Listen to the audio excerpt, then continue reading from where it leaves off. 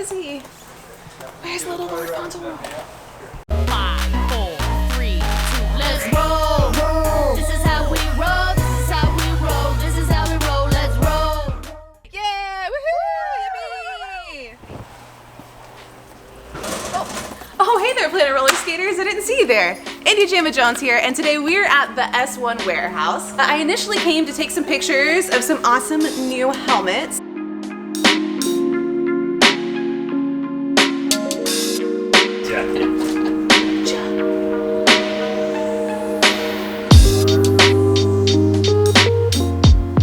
But while we're here and I have a full face of makeup, I mean like my version, I have mascara on, might as well do a tutorial at the same time, film an episode. I have this great ramp here at the S1 warehouse. The perfect size for trying something new. I've decided that I really want to teach you guys how to roll into the ramp. It's something that when people see it in videos, they have questions about.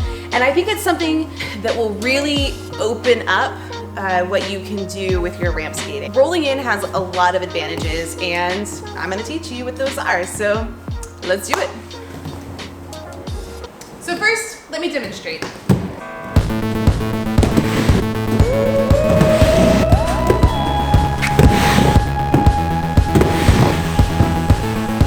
Roll-in is really helpful to get speed when you drop in, and to help you be able to pump on your way down to get speed on your way in. It's more of like a roll in and you drop your butt. There's no jumping involved until you're really good at these. So don't jump. What you are gonna do instead is step in. Most people normally drop in like this. They put one foot in the coping and go down, or maybe they put one toe stop and step in. And some people just go ahead and just step right in. All of those are totally good, awesome ways. But here's how I like to think about what's different between a roll-in and a drop-in is, so you know how when you're driving a car, like in Long Beach by Cherry Park, they got the Long Beach dips and your car goes boom, boom. And if you go straight over the divot in the ground, your bumper will hit. The way to not hit your bumper is to turn your car and go over the dip in the ground diagonally. It's the same thing with roller skating. If you go straight down, it's a bit more aggressive, you're gonna hit the flat a bit harder, you're gonna have to be ready to absorb more or pump way faster. Whereas if you go diagonal, you'll have more time, more distance to pump, and it's just like a gentler transition into the flat. If this was a bowl, I would keep going that way, but since we're on a mini, I'm gonna have to keep it contained. In a bigger area, I would be looking and trying to carve a diagonal across this ramp. Right now, I'm kind of going more straight, but you can make it go like this, like. That's why I love rolling in. It feels safer to me and I feel way better, like really pumping on the way down. So let me teach you instead of just talking about all the reasons why it's awesome. Step one to this is getting comfortable facing parallel to the coping and then turning and dropping in. So that looks like this. My dominant foot is my left leg. So I step in, whenever I'm dropping in, I'll put my non-dominant, my right, and then step with my left. So that means my left foot is leading. So that foot is gonna be closer to the coping. If I drop in with my right foot in front, then I need to turn and face this way and be ready to step in with my right foot. But since I'm a lefty, I'm gonna face this way.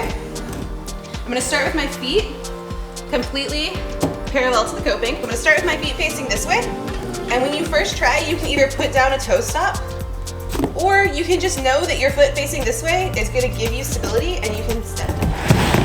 But if that makes you uncomfortable, you can put down a toe stop, and then step in. And then reach, stagger. So I'm gonna do it without my toe stop now.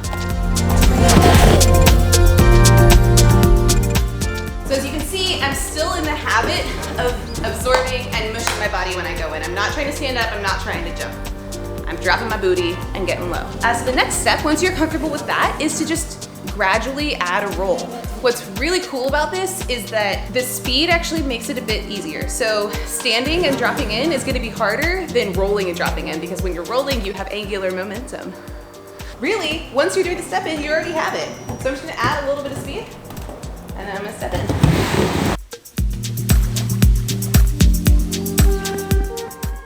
Add a little speed, and then I'm gonna drop in. And that's really the basics of a roll-in. I would start doing your roll-in, stepping in, getting low, before you ever try to pump down. But once you're comfortable with that, it's time to really get some speed on the deck and pump on the way down, and that's how you're gonna be able to do crazy stuff out the other side, or crazy stalls, or crazy carbs. Right now we're stepping in, but the next step would be to go with both feet, right over the coping. But it's not a jump still, it's like I'm lifting my feet up. It's like I'm bringing my knees to my chest. I'm not jumping like this, I'm going like this. Lifting my feet over the coping. I just roll and lift. So even as I'm lifting my feet, I'm dropping my butt. Roll, lift, drop. And only once you're really confident with that, you start pumping on the way down. So now instead of dropping, I'm gonna try to push my feet through the ramp and actually stomp. And the more you stomp, if you try to get your feet at the top of the ramp, you're gonna be able to stomp the whole way down. Oh, and I clipped my heel a little bit. So that's where I get scared when it comes to these. It's like once you're really going for it, there's always the risk of just clipping your heel on the coping. So you still gotta be ready to pull your feet up and save yourself a nice second.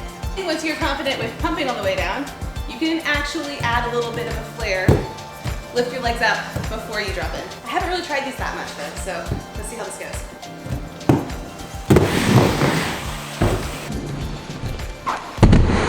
It doesn't feel like jumping up, it feels like lifting my knee. Yeah, that's how rollerbladers do it, right? They're just like lift, and then they go. Lift. That is how you do a roll-in. Eventually, you lift your feet up, but don't do it in the beginning. Not until you're really, really comfortable with it. I think that's it. Any questions? You can get lots of speed to do crazy airs. Oh, ready? Check it. Okay, now I'm gonna try doing a roll-in switch side.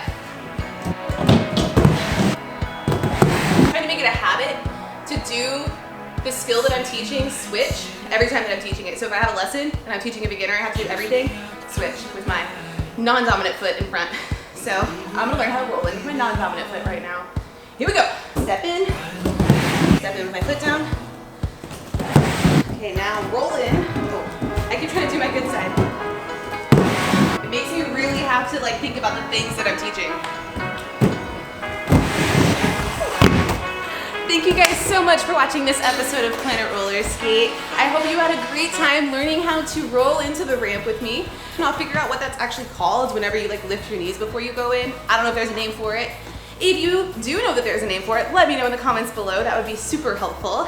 Like, comment, subscribe, hit up planetrollerskate.shop for all of your roller skating needs. Thank you so much, S1 Helmets, for protecting my noggin and letting us skate here today. And until next time, later skaters.